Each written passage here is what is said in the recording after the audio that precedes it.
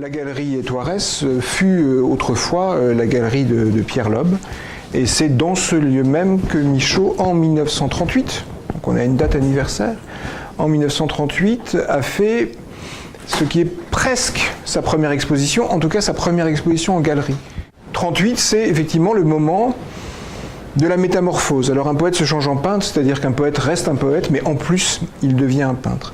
Parce que les œuvres qui sont exposées ici, beaucoup d'entre elles, Odile pourra vous le préciser plus tard, sont des œuvres aussi qui ont été montrées par les grands marchands historiques de Michaux, Jean-Hugues, Le Point Cardinal, Daniel Cordier, d'autres encore, et maintenant ici, où ça revient un petit peu au bercail symboliquement, ce qui est assez beau. Donc, Michaux a commencé par l'écriture. Il n'a jamais cessé d'écrire, mais à un moment donné, il s'est mis, en autodidacte complet, il s'est mis à peindre. Et en même temps, l'autodidacte n'était pas un pur autodidacte, précisément parce que depuis des années déjà, il écrivait. Et j'insiste, quand je dis l'écrivait, ça veut dire j'insiste sur la matérialité du geste de l'écriture chez Michaux. On a plus envie de parler de passage au dessin qu'au passage à la peinture. Chez lui, et ça n'est pas juste une image facile, c'est comme une espèce de mise en liberté du trait qui sert à écrire. Comme si tout à coup le trait, au lieu de tracer des lettres qui nous permettent d'accéder à un sens par une sorte de code commun au lecteur et à celui qui écrit, tout à coup comme si le trait se délivrait de quelque chose, mais ne perdait pas sa puissance de signe. Comme une forme d'écriture secrète, d'une certaine manière, qui viendrait irradier d'une autre manière. Et autre remarque, vous avez là des œuvres de toutes les périodes. Il y a cette chose qui est très frappante chez Michaux, c'est comme chez tous les grands artistes, il y a un effet d'unité profonde et en même temps un effet de renouvellement permanent. Que cette exploration, ce que j'appelle le voyage chez lui, passe par un certain nombre de moyens. La mise en danger de soi procède vraiment de ces moyens-là.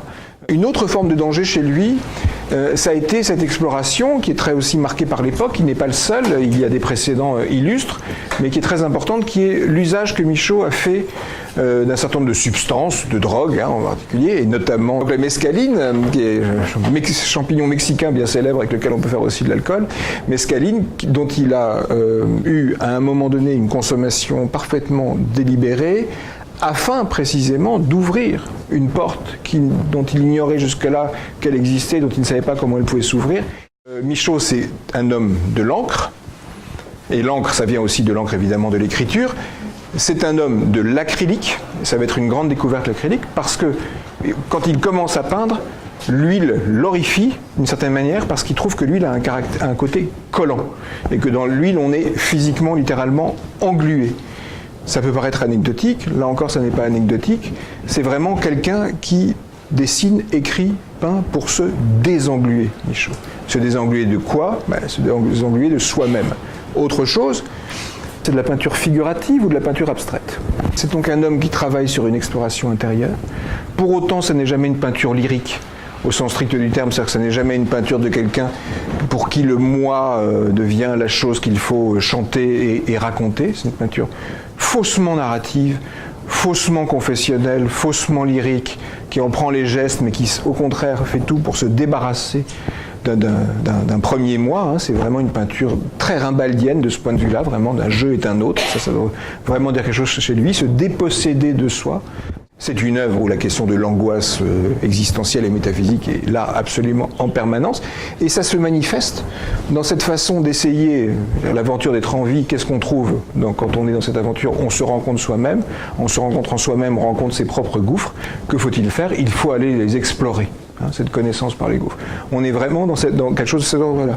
L'exposition s'appelle Le dessin est exorcisme, parce que c'est une reprise de la fin de mon texte, qui est en fait une reprise d'une citation d'un célèbre texte de Michaux qui s'appelle Épreuve, virgule, au pluriel, épreuve, virgule, exorcisme. Le dessin est épreuve. On se met véritablement en jeu. Le dessin est exorcisme. Il y a aussi profondément chez Michaux quelque chose comme une espèce de rapport magique au monde, quelque chose comme l'œuvre qui fonctionne comme une espèce d'œuvre fétiche, d'œuvre thaumaturge, d'œuvre qui soigne d'une certaine manière et d'œuvre qui sauve. Et ce qui est l'unité profonde de ça, c'est cet homme-là. C'est cet homme-là, qui est un homme toujours différent et en même temps toujours le même. Et voilà les raisons pour lesquelles j'ai accepté de faire ce texte avec bonheur. Voilà, je suis disponible pour vos questions, bien sûr.